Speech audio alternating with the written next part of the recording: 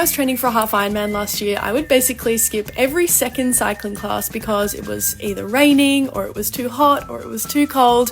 I would basically make up any reason not to go on the roads on my bike. And if anyone has ever done a triathlon, then you know that cycling is kind of a major part of it all. So I am so glad that I recently got a stationary bike from Yesoul because now I have no excuse not to cycle. It's great because there are no mandatory subscriptions needed. You can plug your phone in and connect directly to YouTube. So I have been catching up on all of my favorite vloggers, listening to music and doing virtual rides around the countryside for free. They also have an app which gives you access to heaps of workouts too, which includes guided rides, yoga, strength and stretching classes. So if you're looking for an affordable exercise bike, then I would highly recommend one from Yesoul.